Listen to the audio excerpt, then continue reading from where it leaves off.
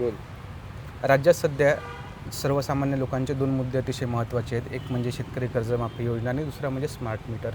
Smart मीटरच्या बाबतीत जर आपण पाहायला गेलं तर मुख्यमंत्री देवेंद्र फडणवीसांचे दोन वेगवेगळी वक्तव्य आहेत. या दोन्ही वक्तव्यांमुळे आता जे जनसामान्य लोक आहेत ते संभ्रमात पडलेले आहेत. यासोबतच जी राजमाता अहिल्यादेवी होळकर कर्जमाफी योजना सरकारने लागू केलेली आहे, या योजनेमध्येही अनेक त्रुटी आहेत. आता जो ग्रामीण भागातला जो आवाज आपण म्हणतो, तर ग्रामीण भागातील लोकांना, तिथल्या नेत्यांना काय वाटतं याच विषयावर माझ्यासोबत बोलण्यासाठी सध्या तिवसा नगरपंचायतचे माजी नगराध्यक्ष वैभव वानकडे आहेत. तर स्वागत आहे तुमचं महाराष्ट्र लाईव्हमध्ये. काय सांगाल एकूण या दोन्ही मुद्द्यांवर काय वाटतं? आपण सर्वप्रथम शेतकरी कर्जमाफीचा विषय घेतला. पुण्यश्लोक अहिल्यादेवी होळकर यांचं नाव देऊन या ठिकाणी शेतकरी कर्जमाफी योजना मोठी थाटामाटात जाहीर करण्यात आली.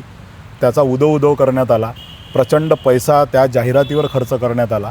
परंतु प्रत्यक्षात मोजक्या शेतकऱ्यांना ही कर्जमाफी दिली जात आहे.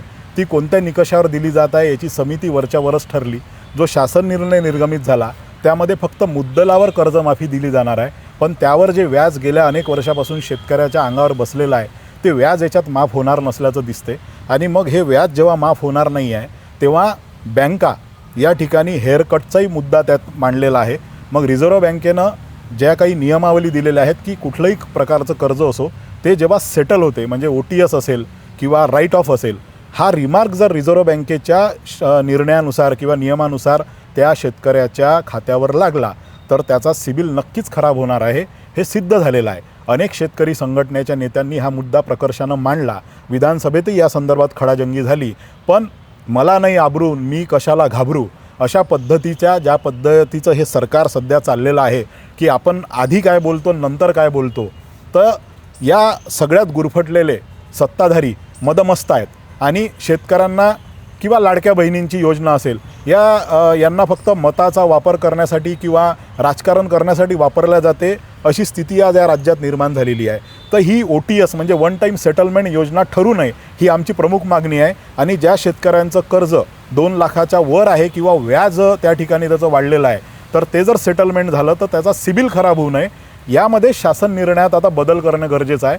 एक वेळा जर त्या सामान्य कष्टकरी शेतकऱ्याचा सिबिल खराब झाला तर भविष्यात त्याला कुठलंही कर्ज मिळणार नाही. त्याच्या मुलीच्या शिक्षणासाठी जर त्याला एज्युकेशन लोन घ्यायचं असलं तर ती अडचण त्याला निर्माण होणार आहे. याबद्दल बँकेचे मॅनेजर, प्रतिनिधी किंवा प्रशासन, स्थानिक प्रशासन, महसूल प्रशासन निरुत्तर आहे. हे या मागच्या बैठकीत सिद्ध झालेलं आहे. म्हणून आमची प्रकर्षानं ही मागणी आहे की या शासन निर्णयात बदल होणे अत्यंत गरजेचे आहे. जास्तीत जास्त शेतकऱ्यांना या कर्जमाफीचा लाभ दिला पाहिजे. केवळ घोषणांचा पाऊस आम्हाला नको आहे अशी मागणी काँग्रेस कमिटीची आहे. आता आपण जर पाहायला गेलं तर स्मार्ट मीटरच्या बाबतीत देवेंद्र फडणवीस यापूर्वीच्या अधिवेशनात बोलले होते की स्मार्ट मीटर हे ऐच्छिक असतील, ते बंधनकारक नसतील. मात्र त्यानंतर जर आपण पाहिलं तर अनेक ठिकाणी बंधनं लादून ती स्मार्ट मीटर लावण्यात आलेली आहेत. आडमाप बिल आलेलं आहे, जे बिल त्यांनी कधी शेतकऱ्यांनी पाहिलं नव्हतं किंवा सामान्य लोकांनी जे बिल पाहिलं नव्हतं ते बिल सध्या आलेलं आहे. याबद्दल काय सांगाल?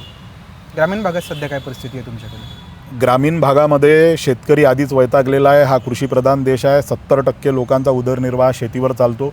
शेतीमध्ये आजकाल काय उत्पादन होत आहे आणि त्याचा मशागतीला किती खर्च लागतो, बियाण्याला, खतांना किती खर्च लागतो हे सर्वांना माहिती आहे. जो काही बळीराजा म्हटला जाते तो बळीराजा या देशाचा पोशिंदा आहे. परंतु त्या बळीराजाचा बळी कसा घेतला जाईल अशा यंत्रणा या ठिकाणी उभारलेल्या आहे. तो शासनाच्या कार्यालयाचे, प्रशासनाच्या कार्यालयाचे उंबरठे झिजू वेगवेगळ्या योजनांसाठी परेशान झालेला आहे. त्यामध्ये हे स्मार्ट मीटरची सक्ती करण्यात आली. मार्चच्या अधिवेशनामध्ये आदरणीय देवेंद्रजी फडणवीस साहेबांनी स्मार्ट मीटर लावणे सक्तीचं नाही असं रेकॉर्डवर विधानसभेमध्ये जबाबदार व्यक्तीनं सांगितलं. आणि आता या पावसाळी अधिवेशनामध्ये ते सांगतायत की स्मार्ट मीटर लावणं हे सक्तीचं आहे. आमचं असं म्हणणं आहे की व्यावसायिक आणि औद्योगिक क्षेत्रासाठी स्मार्ट मीटर लावण्यास आमची हरकत नाही, आम्ही त्याबद्दल आवाजही उचलणार नाही. परंतु कमर्शियल रेटप्रमाणे आणि अवाजवी बिलं त्यातही प्रीपेड मीटरच्या काही यंत्रणा त्या स्मार्ट मीटरमध्ये त्या टेक्नॉलॉजीच्या अनुषंगानं त्यांनी बसवलेल्या आहेत. यामध्ये ज्याची मजुरी किंवा गोरगरीब शेतकरी, कष्टकरी जो मजूर असतो त्याला हे स्मार्ट मीटर लावणं परवडणारं नाही. ज्यांनी स्मार्ट मीटर लावून घेतलेले आहेत त्यांना महिन्याला तिप्पट चौपट बिलं यायला लागले आहेत जे यापूर्वी यायचे. मग हा आर्थिक भुर्दंड या महागाईच्या काळामध्ये ते कुटुंब कसं सोसवेल? आणि ही सक्ती का बरं? कारण की जे मीटर फॉल्टीच नाही, जे मीटर आजवर MSEBीनं बिलं दिले ते बिलं MSEBीने ॲक्सेप्ट केले. ते ग्राहकांनी ॲक्सेप्ट केले. आताच हे सगळे मीटर कसे काय फॉल्टी झाले आणि स्मार्ट मीटरची सक्ती करण्याचं कारण काय, हा प्रश्न आमचा आहे आणि हा ज्वलंत आणि उद्रेक निर्माण करणारा प्रश्न आहे. हे लोक या ठिकाणी सहन करू शकणार नाही. जिल्ह्यात अनेक लोकप्रतिनिधी या संदर्भात सातत्याने आंदोलन करत आहे.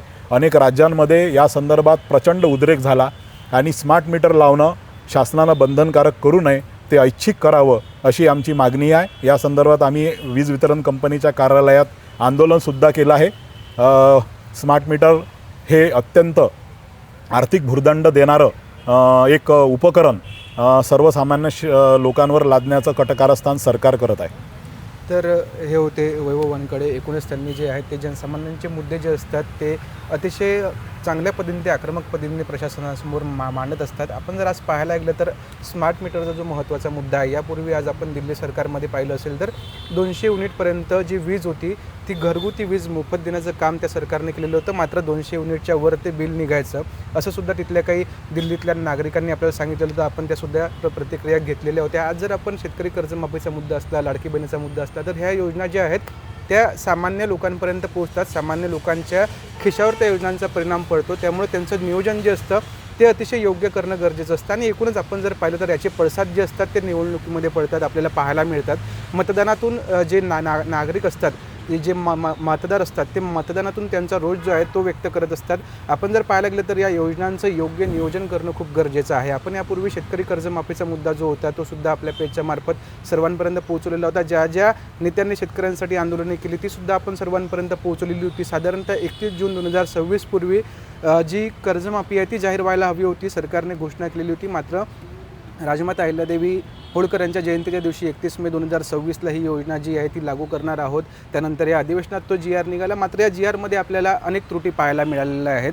आपण जर पाहायला गेलं तर जवळपास सर्व जे शेतकरी आहेत ते शेतकरी आज अडचणीत आहेत. आता अल्निनोच्या प्रभावामुळे जर पाहिलं तर पाऊस जो आहे तो कमी झालेला आहे. त्यानंतर दुबार पेरणी, तिबार पेरणीचं संकट शेतकऱ्यांवर आलेलं आहे. यानंतरसुद्धा काय संकट येईल हे सांगता येणार नाही आहे. त्यामुळे सरकारने कुठेतरी समग्र विचार करून ही शेतकरी कर्जमाफी असेल, स्मार्ट मीटर असेल, लाडकी बहीण योजना असेल, यांचं नियोजन योग्य पद्धतीने करणं गरजेचं आहे. धन्यवाद.